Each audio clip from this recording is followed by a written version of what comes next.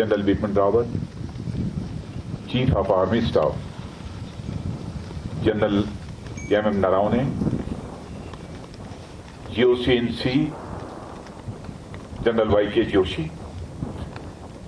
Core commander general Harinder Singh ji और यहां मौजूद मेरे सभी बहादुर जवानों, मैं इसे अपना सौभाग्य मानता हूं कि आप लोगों का दर्शन करने का मुझे अवसर प्राप्त हुआ है। मैं यह मानता हूं अपने सेना के जवानों के संबंध में कि वह केवल एक सेना के बहादुर जवान ही नहीं है, बल्कि वह सचमुच भारत की आन बान और शान है।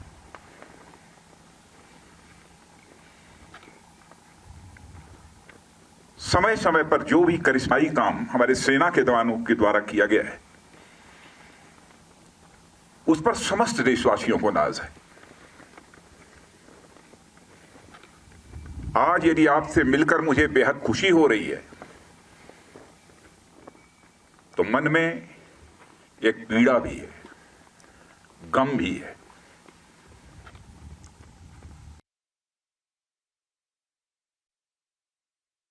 के बीच PP-14 पर जो कुछ भी हुआ,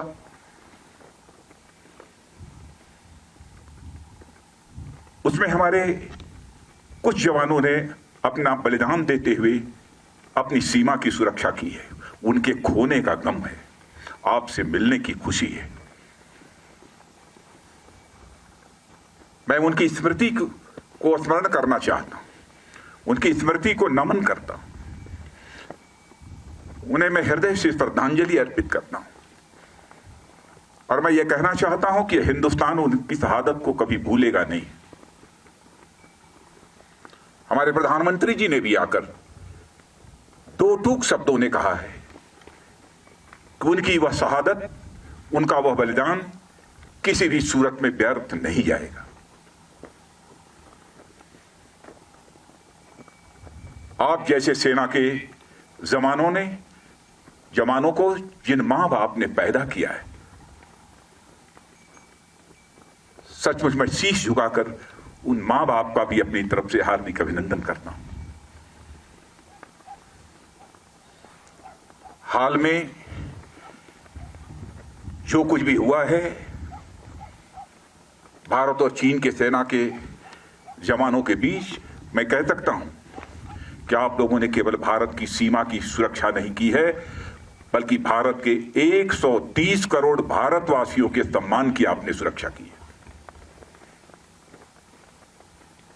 इसके लिए भी मैं अपनी तरफ से आप सबका हार्दिक अभिनंदन करना चाहता हूं और देश के अपने सारे ऐसे सेना के जवानों का अभिनंदन करना चाहता हूं। कैसी स्वाभिमान की भावना आप सबके अंदर है कि आप सब कुछ बर्दाश्त कर सकते हैं, लेकिन अपने स्वाभिमान पर किसी भी सूरत में चोट नहीं बर्दाश्त कर सकते। आप सभी जानते हैं कि मनुष्य के हृदय की सबसे बलवती भावना यदि कोई होती है तो स्वाभिमान की भावना होती है। स्वाभिमान ये व्यक्तिगत भी होता है, समाज का भी होता है, क्षेत्र का भी होता है, परिवार का भी होता है, लेकिन सबसे ऊपर एक स्वाभिमान होता है, राष्ट्रीय स्वाभिमान।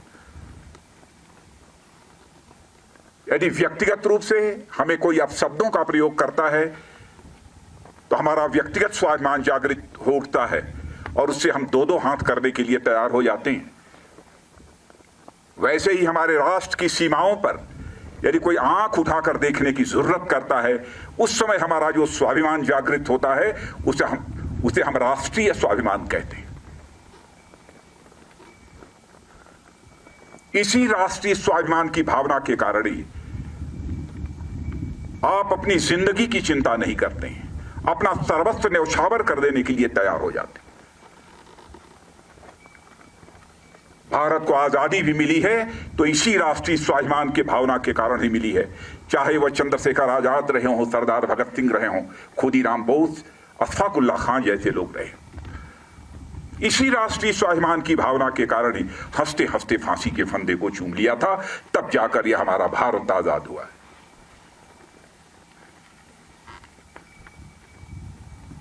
जितना भी आपके बारे में कहा जाए वह कम है।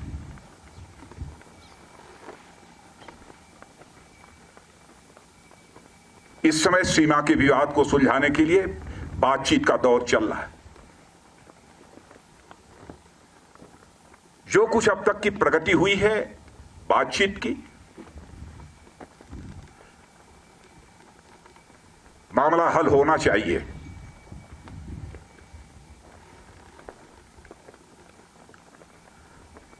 लेकिन कहां तक हल होगा अभी इस संबंध में मैं पूरे कोई गारंटी नहीं दे सकता हूं।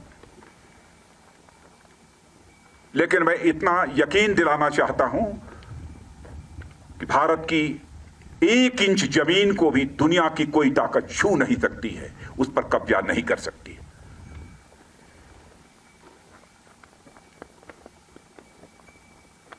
लेकिन बातचीत के द्वारा यदि समाधान निकलता है तो इससे अच्छी बात और कोई दूसरी नहीं हो सकती है।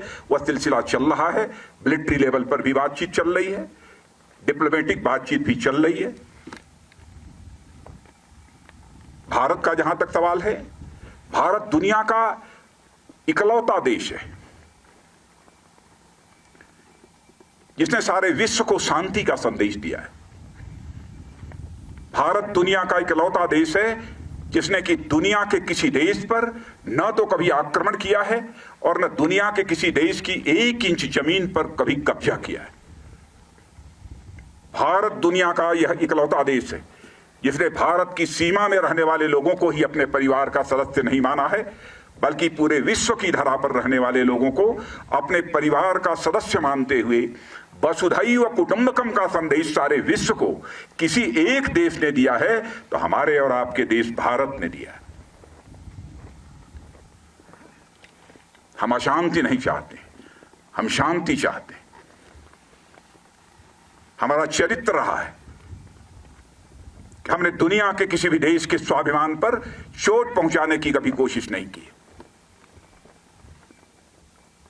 लेकिन यह भी मैं कह देना चाहता हूं 2 टूक शब्दों में, यदि कोई दुनिया की ताकत हमारे स्वाभिमान पर चोट पहुंचाने की कोशिश करेगी तो उसे किसी भी सूरत में हम बर्दाश्त नहीं करेंगे, उसका हम मुंहतोड़ जवाब देने के लिए भी तैयार रहेंगे।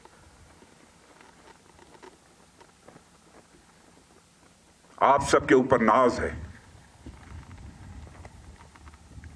और आप सबके बीच आकर सचमुच मैं स्वयं को बहुत ही गौरवान्वित महसूस कर रहा हूं। इसीलिए यह सब सारी बातें मैं बोल रहा हूं। आपके ऊपर भरोसा है।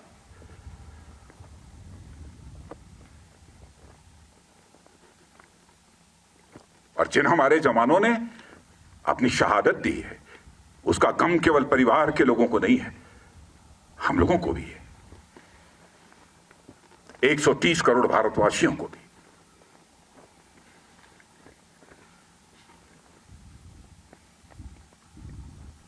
मैं आप सबको बहुत हमारी इच्छा थी कि आप सभी से हमारी भेंट हो। और मित्रों भरोसा रखना, अब हमारा भारत ये कमजोर भारत नहीं है। भारत का एक सशक्त नेतृत्व है। श्री नरेंद्र मोदी जैसा प्रधानमंत्री हमको मिला है, फैसला लेने वाला प्रधानमंत्री, दृढ़ इच्छा शक्ति का प्रधानमंत्री।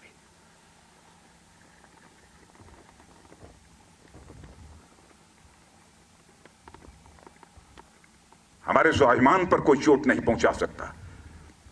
राष्ट्रीय स्वाभिमान ये हमारी पूंजी है।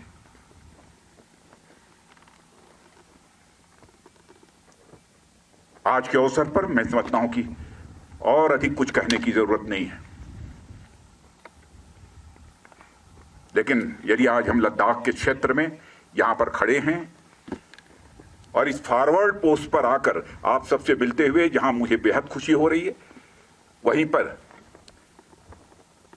इसी लद्दाख के कारगिल द्रास सेक्टर में भारत की सीमा की रक्षा करते हुए, 1-1 इंच जमीन की रक्षा करते हुए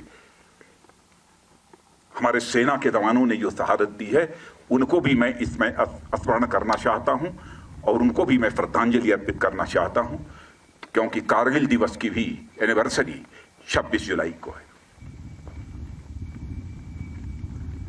और यहां आया हूं तो मैंने सोचा कि दिल्ली से तो उनको स्मरण करेंगे ही, लेकिन इस लद्दाख की धरती पर आकर उनको स्मरण करना चाहता हूं। और उनकी शहादत सदैव हम सब के लिए एक सोर्स ऑफ इंस्पिरेशन, एक प्रेरणा के स्रोत के रूप में काम करती रहेगी। इन्हीं शब्दों के साथ पुनः आप सबको हार्दिक शुभकामनाएं देता हूं।